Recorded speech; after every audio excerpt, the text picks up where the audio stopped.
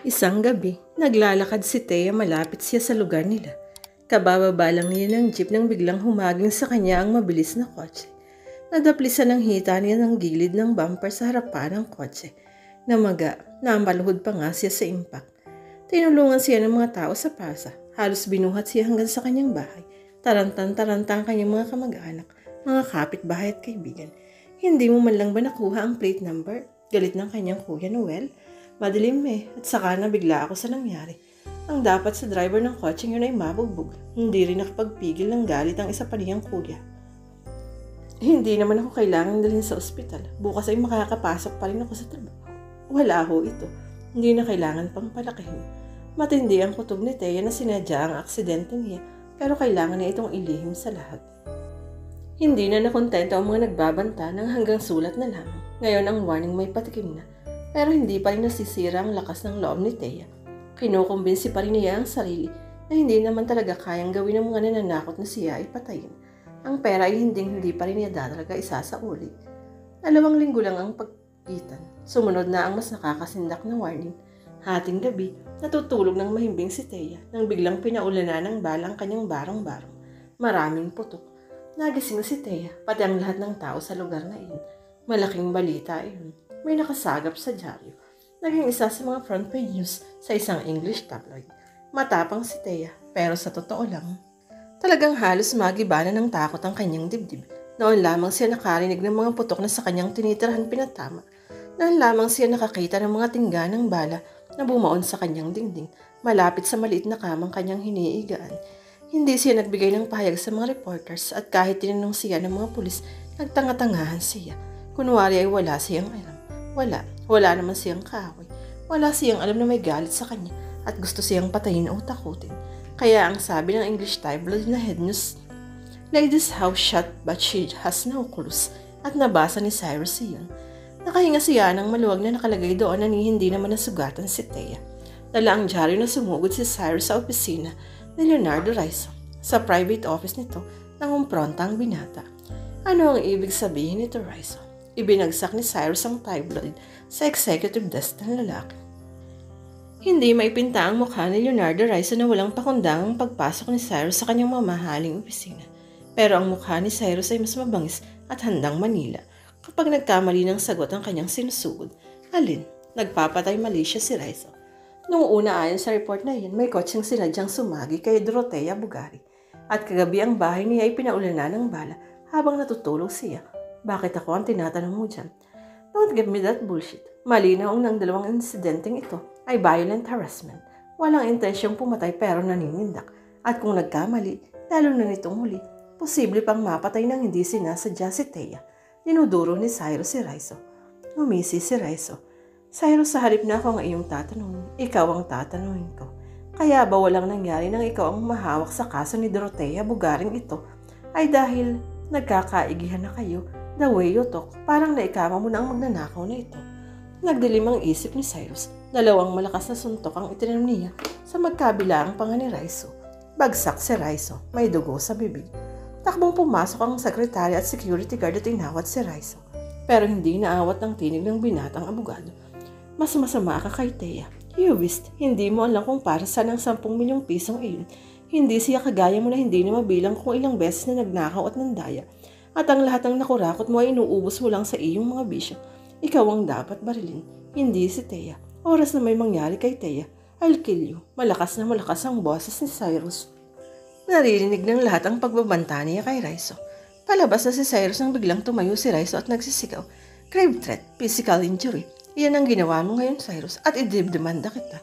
Hindi man lang lumingon si Cyrus. Tumuloy siya sa bahay ni Thea. Wala silang imik rin nagkaharap sa maliit na salas ng barong-barong ni Thea. Formal si Thea. Mataas ang noong nakatingin kay Cyrus. Matatalim naman ang mga mata ni Cyrus. Siraulo si Raizo Thea. Si Leonardo Raizo, ang isa sa mga board members na ang pinanggalingan ay madilim. Kapag tinopa kayon, he can really harm you. Don't you take in time for you to return the money? Kahit pang magkano ang nabawas, enough is enough, Thea. Ano ang kinalaman mo sa 2 pananakot na pisikal sa akin, Cyrus? At ano rin ang kinalaman mo sa mga sulat ng pagbabanta sa akin? Bago nila ako gustong sagasaan at barilin. Nanunumbat si Thea. Hindi na napigil ang pamamasaan ng kanyang mga mata.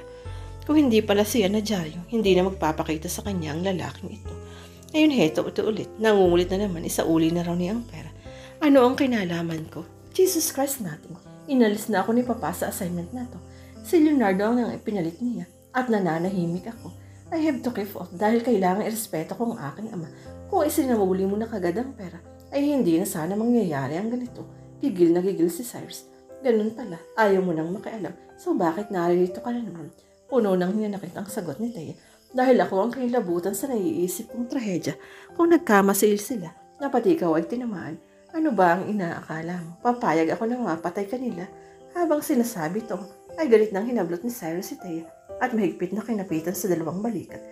Hindi nakakibo si Thea. Ano ba ang inaakala mo? Papayag ako na mapatay kanila. Parang ang sarap-sarap pakinggan ang huling pangungusap na yun ni Cyrus. Parang musika sa puso ni Thea. Ang tagal na nawala ni Cyrus. Hindi ito sumitot. Ngayon at heto at hindi pala ito pinahihintulutan na siya ay madisgrasya. Nagkasulubong ang mga mata nila. Pero si Thea ang naunang bumitaw sa makapangyarihang ugnayan ng kanilang titik. Ayaw na niyang magkamaling matangay ng mga damdaming walang katiyakan ng dulo. Paano kung mawawala na naman si Cyrus? Hindi rin ito kayang basahin. Hanggang sa kaloob-looban, mahirap umasa at mangarap. Siya ay isang dagat na maalon, hindi man tatahimik. Si Cyrus ay isang maliwanag na buwan na mapayapang nakaupo sa trono nito sa langit. Kailanman hindi maaaring magkatabi ang maingay na alon at ang tahimik na buwan. Nagkakatanawan lamang. Paano kung mapatay ka, Thea? Dahil lamang sa 10 milyong piso. Hirap ang loob na nagtanong si Cyrus. Hindi pa rin niya binibitawan ang dalawang balikat ni Thea. Pero hindi na masakit ang diin ng kanyang mga kamay. Sa halip ay naraw ng pagsuyo at pagmamahal. Kinontrol ni Thea ang sarili. Kailangan ay hindi siya magpatangay sa kanyang nararamdaman ngayon. Kailangan pa rin niyang magmatigas. It's worth it, Cyrus. Dahil napakarami namang makikinabang sa 10 milyong piso na hindi ko naman ikinakailang pag-aari ng isang bangkong walang puso at kaluluwa. Bumalik ka doon sa mga Panginoon ng bangko ngayon, Cyrus. Sabihin mo sa kanila na sinabi ko, wala silang puso at kaluluwa. Kaya hindi ako natatakot na nakawan sila dahil hindi naman sila marunong masaktan o magdamdam. Ang tanging mangyayari ay manghihinayang lamang sila sa 10 milyong piso na nabawas sa kanilang tubo. Sabihin mo rin na handa ako sa mga susunod pa nilang pananakot. Magsasawa sila, Cyrus. Mauubusan sila ng gimmick ng pananakot. Pero ako hindi talaga magbabago ng desisyon. I'll keep the money. Total kung idedemanda ako, handa ko namang bayaran ito sa pamamagitan ng pagpapakulong. Napabuntong hininga si Cyrus, napayuko. At naisip niya, ngayon lamang yata mangyayaring susuko na siya sa katigasan ng isang babae. Dahan-dahan niyang binitiwan si Thea habang nakatitig siya sa maganda nitong mukha na ang nakalarawan sa ngayon ay hindi matatawarang katatagan. Unsurpassed stubbornness. Okay, you can keep the money and do whatever that pleases you. I promise wala nang gugulo sa'yo. Mariin ang deklarasyon ni Cyrus at walang kaibunan itong bumaba ng barong-barong ng dalaga. Napakurap-kurap si Thea habang tinititigan ng papalayong si Cyrus. May kotse ito ngayon, ipinarado sa kanyang harapan. Sumakay ito at tahimik nang umalis. Hindi niya naiintindihan ang kahulugan ng sinabi ni Cyrus. Yung you can keep the money, malinaw. Pero wala nang nanggugulo sa'yo, malabo. Hindi niya panghahawakan iyon dahil hindi naman si Cyrus ang nasusunod sa bangkong iyon. Naisip niyang siguro ay gano'n na lamang nasabi ni Cyrus dahil ang itinuturing nitong nanggugol sa kanya ay siya rin. Si Cyrus ang nangungulit na isoli ang pera. Ang ibig na naman itong sabihin ay hindi na naman niya makikita si Cyrus. Okay lang, sige lang, masasanay din naman siya na walang Cyrus.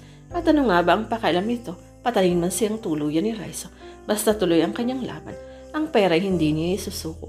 Hihintay niyang idemanda siya ng bangko dahil iyon ang tama. At magpapakulong naman talaga siya. Dahil alam niyang kailangan niyang bayaran ng isang krimen. Kung ganun lang ba kasimpleng mag-isip ang mga taga-bangkong iyon na idaan sa ligalang pagpaparusa sa kanya, sa halip na kung ano-ano pa, edi naayos ang gustos ng walang ibang masasangkot. Alam naman niyang si Cyrus ay nasangkot lamang dito. Parang dalawang muog ng magkaharap ang mag-ama, sina Sylvester at Cyrus Watson. Ang ama galit, ang anak matigas. Magdedemanda na sana si Raizo, napakausapan ko lang.